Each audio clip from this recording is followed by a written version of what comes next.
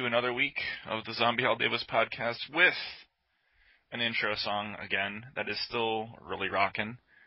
This is Alan, as always. I'm Mike. And this is Jarvis. Yep. I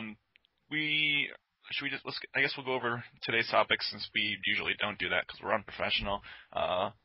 We've got a little unrelated news story about some baseball, so Peter King will be proud.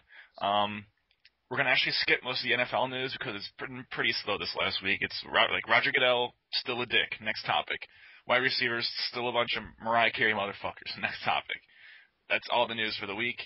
And then we're going to talk about Saved by the Bell a little bit, and then we're going to discuss tight ends instead of ranking them because it's kind of silly to rank the tight end position, I think. So we'll just talk about who we think will be good or bad or overrated or underrated sort of for the year. Jarvis, you want to introduce the news story? Yes, sir, I do. The news story this week is about an 11-year-old little leaguer who he's a catcher, and they were warming up before the game, and he was threw the ball, and he was warming up the pitcher, and the pitcher missed the ball, and it smacked this woman right in the face who was apparently not paying attention at a baseball game. And well, they're warming up. Like, they're not in the middle of a game. It's not her fault she wasn't paying attention. What's she doing over there anyways by the bullpen? She should be behind the fences. I'm sure maybe they were practicing, like, behind the dugout, like little leaguers do. I don't know. They weren't practicing enough. But apparently she was sitting at a picnic table near the fenced-in bullpen. Okay, where she was hit by the baseball. So there's a picnic table by the bullpen, and wild throw hits her in the face. So 2 years later, this kid is 13 years old, and she is trying to sue a 13-year-old, which I don't even understand how that's possible, for $150,000 in medical damage and an undefined amount for pain and suffering. Is she retroactively suing? Like, is this something that she just was like, hey, remember 2 years ago I got hit by a baseball? I would like to sue for that now. It doesn't say anything like that, but I'm almost assuming it. My concern with this story is that there's no picture, of this lady. Like, I want to know, like, how bad her face is fucked up. I want to know what she looks like so I can Brandon Marshall her in the face for doing yeah, that shit. I don't want to be able to judge her appearance, and, like, we're not given any of that information. Yeah, I'm looking at this, and it's not looking good for the kid, apparently. He looks good. There's a picture of him. Oh, he looks fine. He's got nothing wrong with his face, ostensibly. Yep. But the suit is not looking that great for him. What is she, like, going to get from him, though? Like, his allowance? I don't understand. They're going to garnish his wages for the next 100 years. I would take shitty jobs for the rest of my life then, just so that she wouldn't get that much money. Yeah, I'd be unemployed. Fuck you. Yeah. Move to Switzerland. Suck my balls.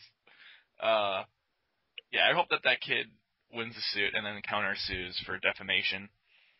And then Roger Goodell hears it and then gives him a year ban. Possibly stand to gain from suing fucking like, if you go to a sporting event, you should assume that it's possible that you would get, like, hit in the face with something. Also, like, I want to know what costs is $150,000 in damages. Like, she must have got this kid must be like fucking Strasburg level pitching if he hit her in the face so hard that she's gonna have to hit $150,000. Like, that's a lot of surgery. To, like, put it in perspective, when you have kidney failure and you're on dialysis for like a week, that's like $50,000. And that's like way more serious than a broken face. Just an update. She is from New Jersey. Oh. Yeah. So the only argument that she could, like, realistically make is that, well, I used to be pretty, and then, like, I got a black eye, and I could have possibly, like, married this guy that was going to have so much money that when we got divorced, I would get, like, at least $150,000. And she was a call girl, and now she's going to get bad reviews on websites for no, I mean, ugly face. Now she's got to sell hot dogs. My first thoughts is that, like, 2 years later, she realized she needed money, and she's like, oh, I can fall back on this lawsuit. that would be less stupid than me imagining her like for 2 years trying to sue, and there's like appeals, and it's like an actual legal battle going on over this, and that like public fucking funds and resources are being used because of this. Well, at what point do you just like, all right, kids, we're not playing these games anymore because people are gonna fucking try to take advantage of like legitimate competition? Are you kidding me? Like, how the fuck can you go to a baseball game and just like, oh, somebody threw a bat in the stands? Like, I was at a Brewers game, and I watched like a bat flew out of somebody's hands, and it hit a lady in the face, and like she had, I don't know, she must have broken her nose. Like, it was just like blood pouring down her face, but like they were just, oh, we're sorry, this shit happens. Like, we can't control every aspect of the game. They probably gave her season tickets or something, and like, you can't sue for an accident. That's, right. Yeah, Let's move on. She's trying to say that he did it on purpose, which now I kind of wish he did. Well, you see that picture of that kid, though. I'd say. Yeah, there might be a good chance he did that. Yeah. In that picture, he looks like he's thinking this about kind it. of douchey. Yeah. All right. I guess we're gonna do. It's not really a draft. It's more like I guess a casting couch, if you will, trying to make. But not like the type that you see on RedTube. I do like those. Those are. They're so not realistic. as good. I always believe those. Like, head camera. This is what I should have gotten into HR. These girls don't know that we're recording. They'll do anything to get a job. Yeah. Pretty sure that's like really illegal. I'm gonna watch it anyway. So we're gonna cast the Saved by the Bell, Zach Slater, Screech, Belding, and then we each have one girl assigned to us. You have to find a role, right? That's it. Yep. Okay. I guess I haven't gone first in any of these things in a little while, so I'm just gonna jump in and give myself first pick. I want to go second, so I don't have to fucking draft twice in a row. Ooh, I get 3, so I can draft twice in a row. Hooray. Yes. For Zach Morris, I have to obviously have Tim Tebow playing him. I think it's too obvious of a fit, and I really don't need to explain myself much more than that. This is going to be a shitty show because I also drafted Tim Tebow as Zach Morris, and like mine all kind of fit together as like a theme. I agree with you. We don't really need to expand upon that.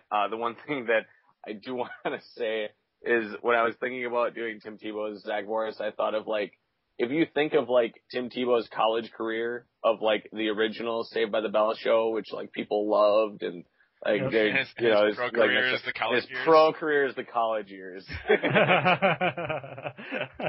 Yeah, that's pretty true.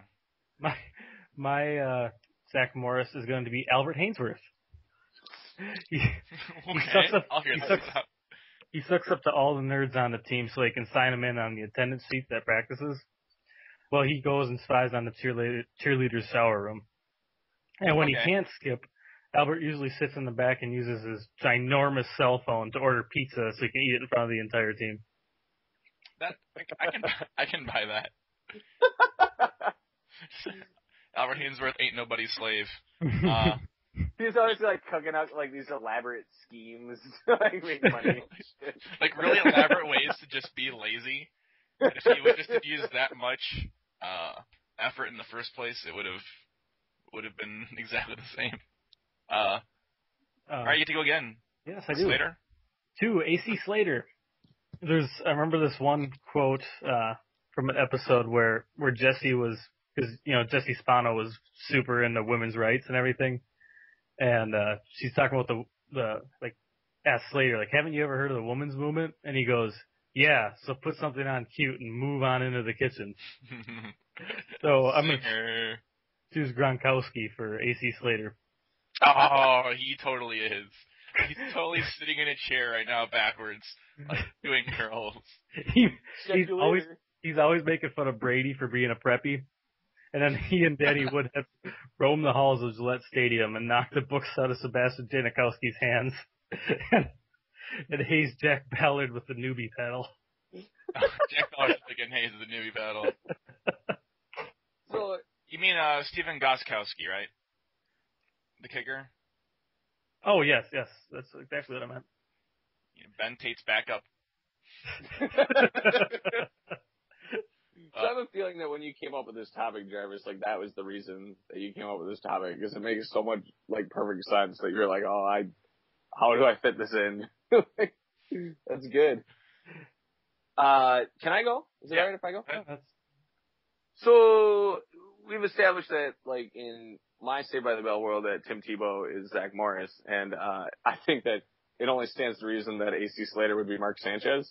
God, that's what I had as my Slater. You too. Well, and here's the funny thing is, like, if you go on Wikipedia and you look at, like, AC Slater, like, the character, I don't remember this episode. There's apparently an episode where they reveal that, like, his father's last to be Sanchez. Like, he changed his last name from Sanchez to Slater so he could get in the military academy.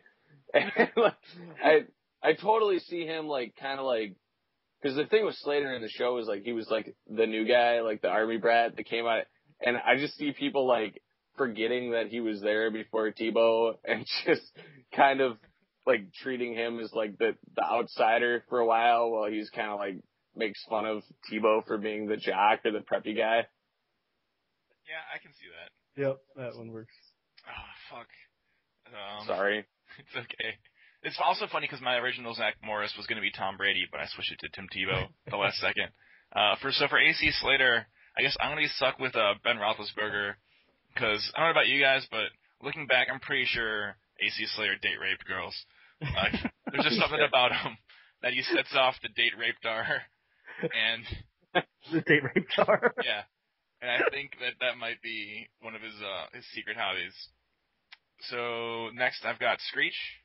I'm gonna do Ryan Fitzpatrick for that. Fuck you! Oh because man, it's an easy one again, because he went to Harvard, and also because he kind of sucks, and he wishes he was Tom Brady or Tim Tebow, because they're way more popular. And I hate to say it, I think Tim Tebow might be better than him, even though he had like a good 6 weeks, and they signed him to that extension, and then he Albert Hainsworth for them and stopped producing. Go ahead, Mike. I'm gonna show all my cards here. Mine are all New York Jets. Like, I see that whole fucking team as, like, a Saved by the Bell. Like, just, like, a really dirty, like, NC-17, like, Saved by the Bell. And for Screech, like, when I was trying to pick Screech, I was like, well, who's, like, the most annoying person in the entire league? And I immediately thought Rex Ryan. And, like, I just, my Screech is Rex Ryan, and he's always getting, like, sucked into, like, Tebow and Sanchez's, like, stupid schemes, which, like, and the other reason that I decided to choose Rex Ryan was, if you guys, recall, Dustin Diamond, after he was no longer famous, did, like, a porno, and, I did not know no, this is a true story. He tried to, like, make money, and he probably did make a little bit of money, off of, like, he shot a porno. And if you think of, like, which NFL, like, after they're out of the public eye, would possibly, like, end up just showing up in a porno film, I think Rex Ryan would be definitely on that list. Wasn't he in a foot fetish film? I'm, like, pretty sure that happened. Yeah, there's, that was when that whole, like, scandal came out, so. Crossing the line of, like, what's... Breaking news. I was reading along the side of that news story about the kid, and there's one that was a cheerleading coach busted for sexual encounter with high school baseball player. So I clicked on it, and there's, like, they have, like, 100 pictures of this girl, because she's pretty hot. And some 22-year-old girl blew some 17-year-old boy in her car in a supermarket parking lot in January. That's about as far as I got in the story. That I threw that out there. All right. Then I had to go fucking check on. Then I had to do that. So, because in Indiana, the age of consent is 16, because go fucking figure, it's shitty Indiana. But, because she works for the high school, it means it's illegal to have sex with anyone younger than 18 that they supervise. So, that's all I got. But there's like a whole photo album of her on this website, which is kind of weird to me. Just just click the link for the. There's one with her having her mouth open and sticking her tongue out, which is pretty funny. Oh wow, they did post like every picture of her. Yeah, it's like here's her Facebook profile. Yeah. I'm gonna look her up on Facebook. While Jarvis picks his Yes. My Screech is also Ryan Fitzpatrick. I don't know if you mentioned, Alan, that he graduated from Harvard with an econ degree, and he's also a huge tech nerd. So I feel that his Zach Morris is the Bills because they would most likely fail everything without him. But like they once in a while will pass a class because they have Ryan Fitzpatrick to help them out. And then his Lisa Turtle, who he's always desperately trying to bang, would be any other team.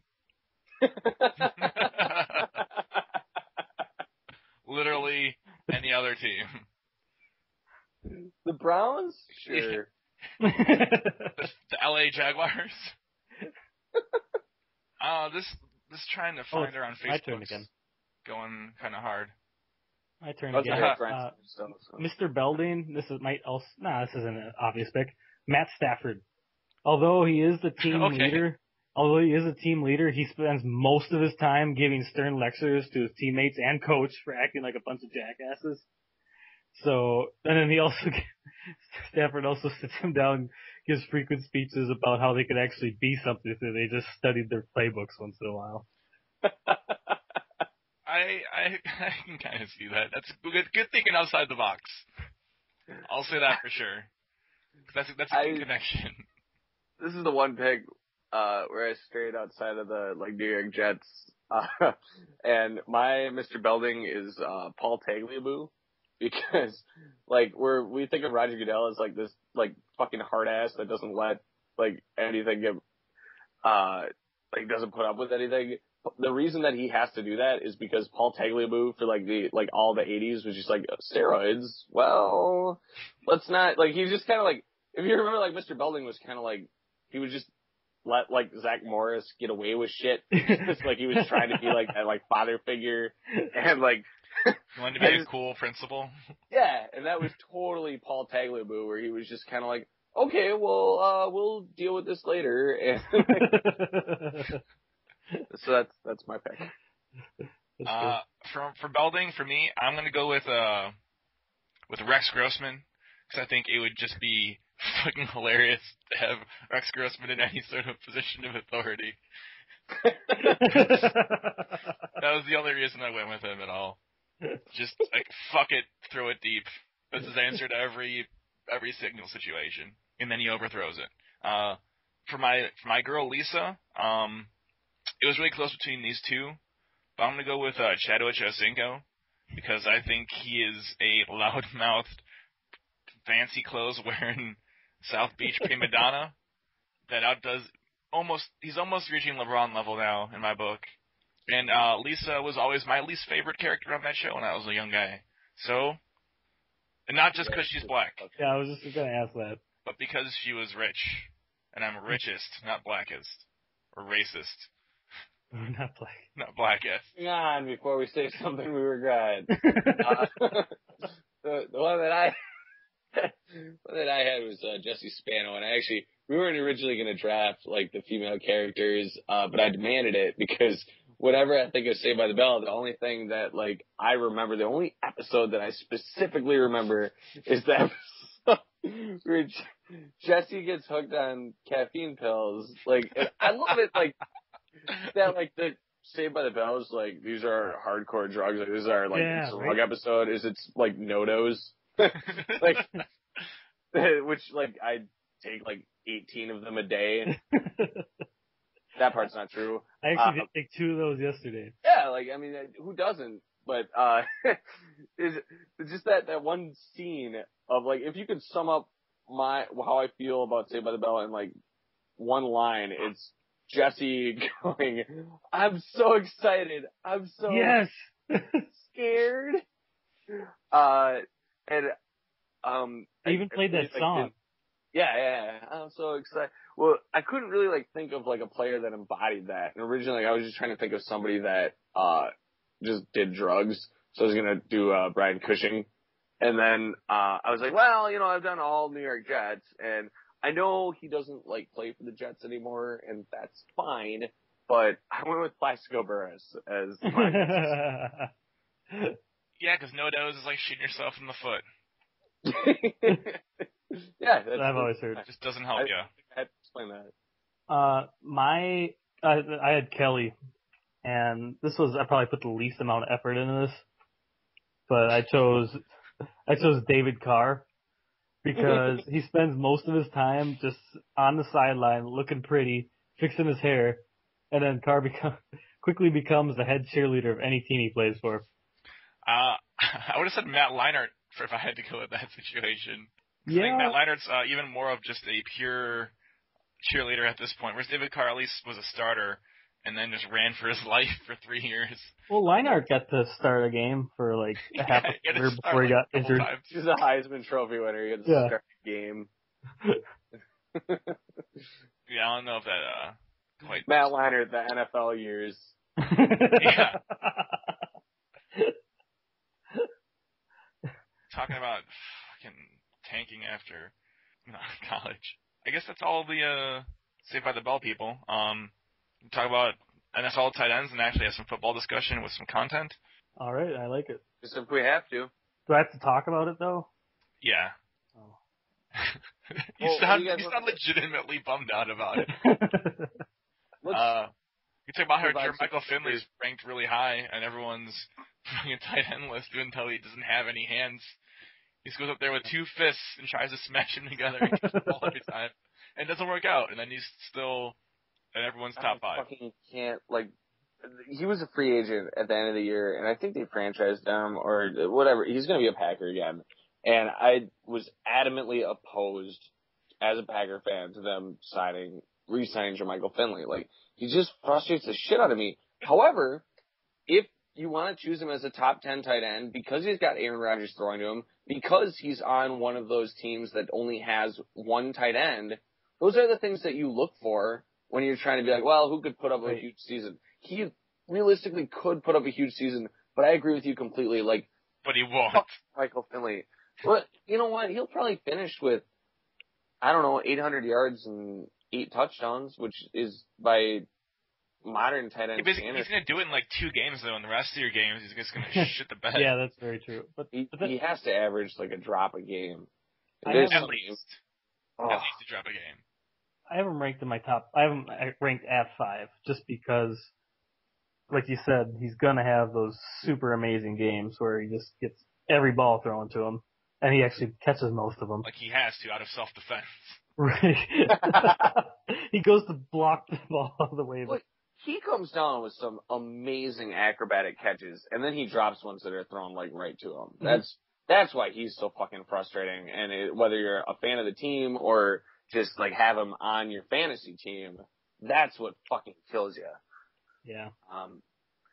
So is Vernon Davis gonna have an insanely breakout season, or is Alex Smith gonna continue to throw to him? Well, I feel like that's a really good Alex Smith dig, and yes, unfortunately, Alex Smith will still be the quarterback there. But I think the receiver help, I guess, that they got and the offensive help in general they got will kind of help out for Vernon Davis. I think that'll give him a little more single coverage and better opportunities to make those plays that he still makes with 3 people on him anyways right now. That guy's a fucking beast. I don't know how he gets under people's radars because he's on San Francisco, and San Francisco the last few years has been kind of shitty. But that guy is pretty awesome. I think he's better than Finley and Aaron Hernandez. Wow. I only have Gronkowski and Jimmy Graham above him.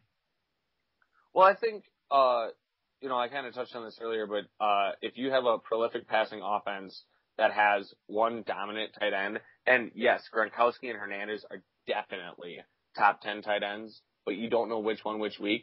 Right. And for tight end, you only get to start one, so you want somebody that's going to be consistent. Yeah. That's how I choose a tight end, is somebody that the offense goes for 300 yards a game, and they're the only tight end. And I will vehemently argue with anybody that doesn't think that Jimmy Graham is the best tight end in the league right now. I think he's better than Gronkowski. I think he's better than most of the receivers we had listed in the top 10. I think he's not even in fantasy-wise. I think he's just a better tight end overall. Yes. And the tight ends the last couple of years have changed fantasy football. Definitely. You have guys and it used to be only Antonio Gates was a guy that could change a game like that. And he was only a 4th rounder at best. You have 4 or 5 guys now that can legitimately put up wide receiver numbers every single game. Mm-hmm. And I used to play fantasy football by dropping my tight end and picking up one based on matchups every single week. Yeah. Like, whoever was playing like the number 32 defense, I would just pick up their tight end if he was available. And you can still do that, but you're not going to be like consistently successful because there are like 4 or 5 guys that will Scott Chandler starting 3 games a year for you with just 3 games too many. Yeah. What do you guys think about Tony Gonzalez? Because he's still putting up really fucking good numbers, but when? I think until he doesn't, you have to consider him an elite tight end. Same with Antonio Gates. Exact same idea. Yeah. I won't pick either of those guys just because I'm always afraid that this is going to be the year where the wheels fall off the wagon. But then you're the guy that like had him available and he puts up the same numbers he has every fucking year of his career. You can't argue with those numbers. Well, Gates, you can't argue.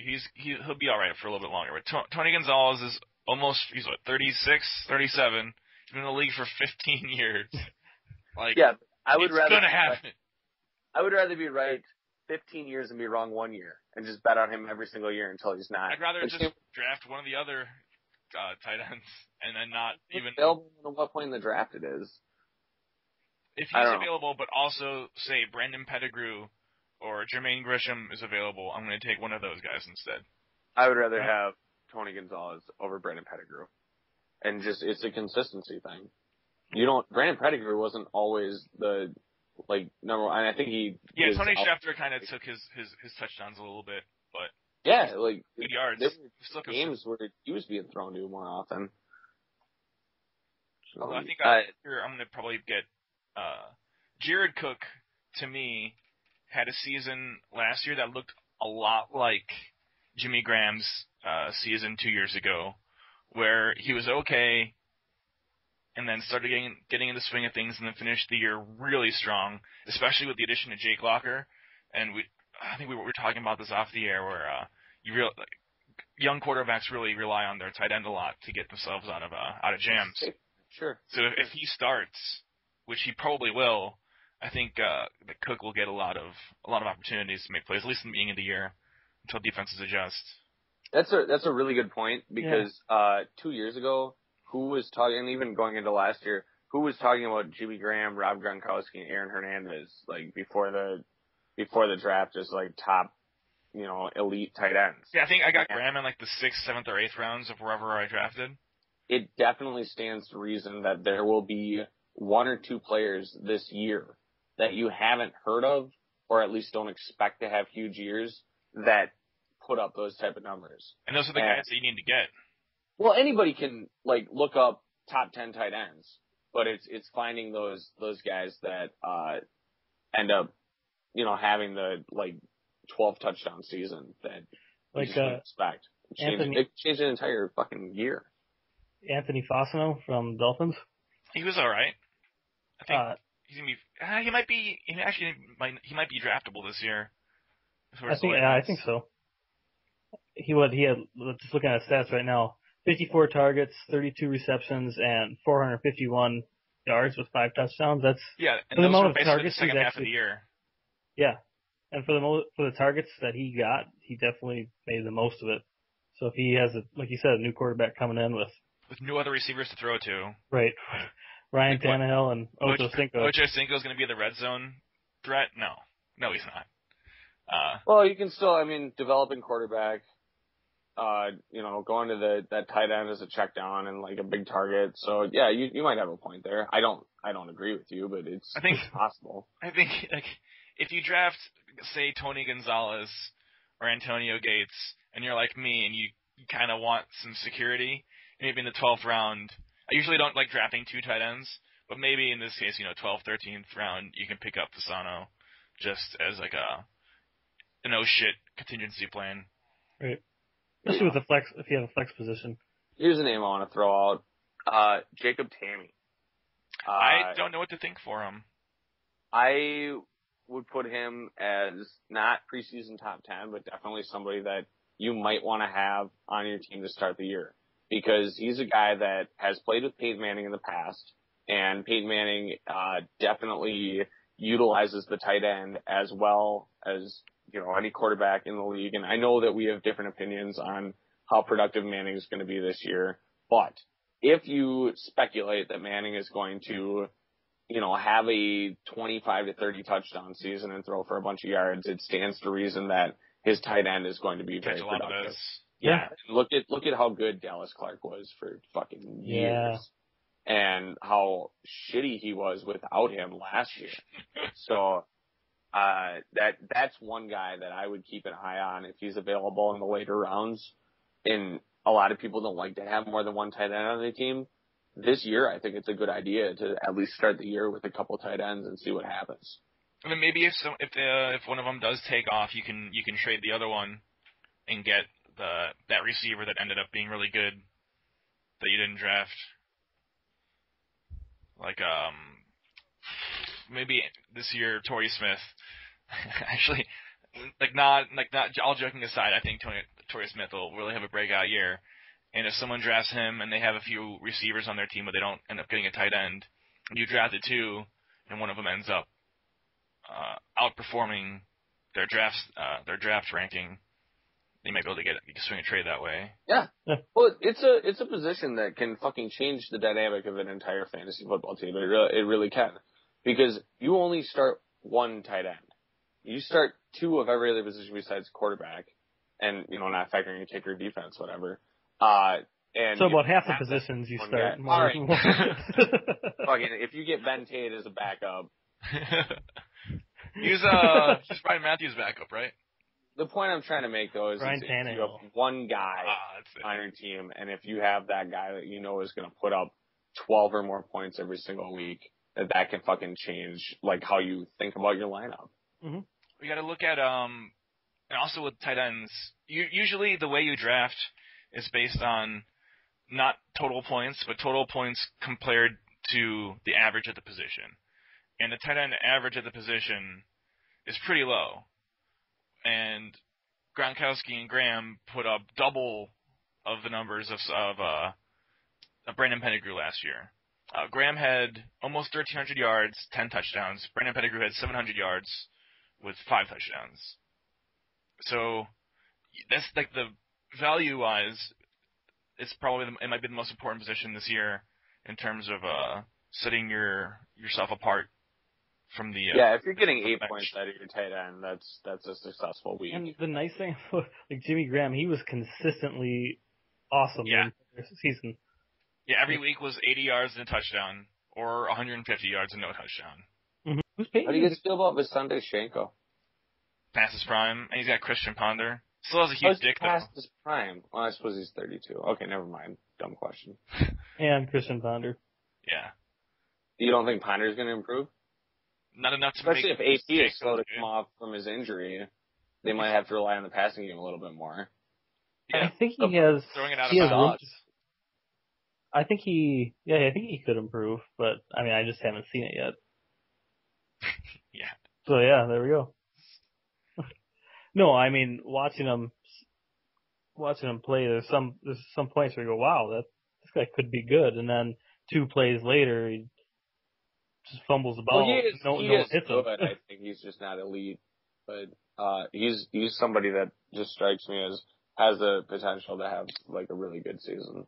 So that's the only reason I brought it up. Anything else about tight ends that matters? Not really. Nope, we talked about all the relevant ones. Oh, and Fred Davis will probably be all right. My pick this year is Tom Crabtree. From the Packers. Oh, god damn.